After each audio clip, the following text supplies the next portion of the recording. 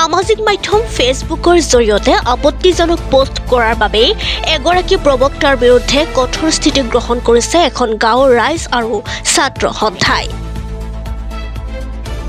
এই ক্ষোভ ব্যক্ত কৰিছে প্ৰবক্তা আব্দুৰ ৰৌফ ছিদ্দিকীৰ বিৰুদ্ধে।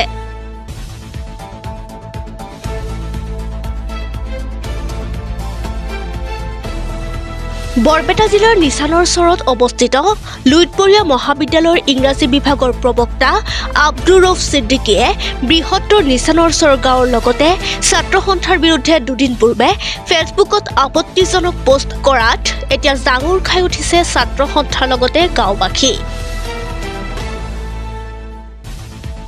গাঁৱত অৱস্থিত লুইতপৰীয়া মহাবিদ্যালয়ৰ ইংৰাজী বিভাগৰ প্ৰবক্তা আব্দুৰ ৰৌফ ছিদ্দিকীৰ বিৰুদ্ধে তেখেতে যোৱা দুদিনমান আগত ছ'চিয়েল মিডিয়া যোগে এটা পোষ্ট কৰিছে, যিটো পোষ্টত আমাৰ নিচানচৰ গাঁৱৰ সমূহ মুৰব্বী তথা সমাজক তুচ্ছ তাচ্ছিল্য কৰাৰ লগতে ছাত্ৰ সন্থাকো তুচ্ছ তাচ্ছিল্য কৰি ফেচবুক পোষ্টটো কৰিছে।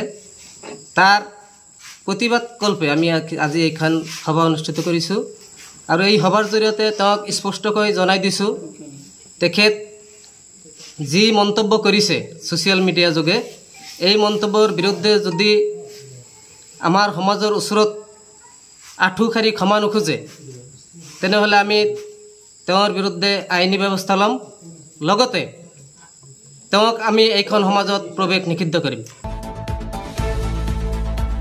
প্ৰবক্তা আব্দুৰ ৰৌফ ছিদ্দিকীৰ তুচ্ছ তাচ্ছিল্য সূচক ফেচবুকৰ পোষ্ট ভাইৰেল হৈ পৰাৰ পিছতে যোৱা নিশা নিচানৰ ওচৰৰ ছাত্ৰ সন্থাই তীব্ৰ প্ৰতিবাদ সাব্যস্ত কৰে।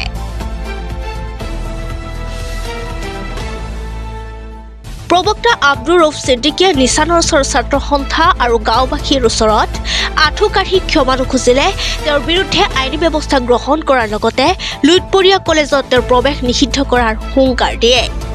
পোষ্টটো কৰিছে তাৰমানে লুইতপৰীয়া কলেজৰ প্ৰবক্তা আয়ুব আনচাৰী কেইদিনমান আগত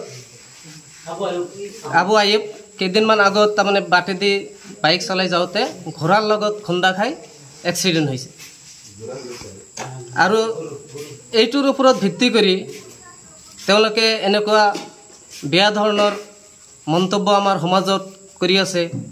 এক্সিডেণ্টটো সকলো ঠাইতে হয়, কেৱল এইখন সমাজত নহয়। এইখন সমাজৰ যিটো আমাৰ ৰাস্তা, এইটো এটা ব্যস্ততাপূৰ্ণ ৰাস্তা, ইয়াত বহুতো যান জঁট থাকে সদায়। গতিকে আমি যিসকল বাইক আৰোহী, বাইক চলাওঁতে আমি গ্ৰামাঞ্চলৰ যিহেতু ৰাস্তা চাই চিতি চলাব লাগে। যদি আমি চাই চিতি নচলাওঁ এক্সিডেণ্ট হোৱাটো স্বাভাৱিক। কেৱল এইখন ৰাস্তাতে নহয়, বহুত ঠাইত আজিকালি এক্সিডেণ্ট হৈ আছে। আৰু ইয়াৰ ওপৰত ভিত্তি কৰি তেওঁ যি তুচ্ছ তাচ্ছিল্য এটা পোষ্ট কৰিছে, ইয়াৰ বিৰুদ্ধে আমি আজি ইয়াত সমবেত হৈ তেওঁক সকীয়াই দিছোঁ, যাতে কোনো কালতে আমাৰ সমাজক বা আমাৰ ছাত্ৰ সন্থাক তুচ্ছ তাচ্ছিল্যমূলক মন্তব্য নকৰে। নিচানৰ ছাত্ৰ সন্থাৰ এটা প্ৰতিবাদী সভা আহ্বান কৰিছোঁ।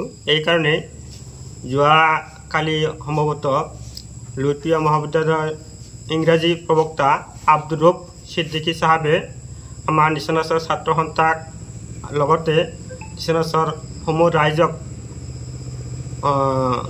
তুচ্ছ তাচ্ছিল্য কৰি এটা ছ'চিয়েল মিডিয়াত পোষ্ট কৰিছে। আমি নিচানৰ ছাত্ৰ সন্থাই উক্ত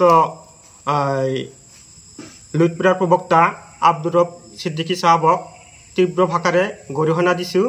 লগতে আমি আজি নিচানৰ ছাত্ৰ সন্থাৰ এইখন বৈঠকত সিদ্ধান্ত লৈছোঁ, তেখেতে যি তুচ্ছ তাচ্ছিল্য কৰি আমাক ছ'চিয়েল মিডিয়াত পোষ্ট কৰিছে, সেই পোষ্টৰ কাৰণে ৰাজহুৱাভাৱে ক্ষমা খুজিব লাগিব। অন্যথাই আমি লুইতপৰীয়া মহাবিদ্যালয়ৰ প্ৰবক্তাৰ বিৰুদ্ধে কঠোৰ ব্যৱস্থা হাতত ল'বলৈ বাধ্য হ'ম। এইখিনিয়ে আমি আজি নিচানৰ ছাত্ৰ সন্থাৰ বৈঠকত সিদ্ধান্ত লৈছোঁ। মহাবিদ্যালয় ইংরেজি প্রবক্তা আব্দুর রৌফ ছাত্র সন্থা সমালোচনা করা নচলিব, রাজ্যক সমালোচনা করা নচলিব।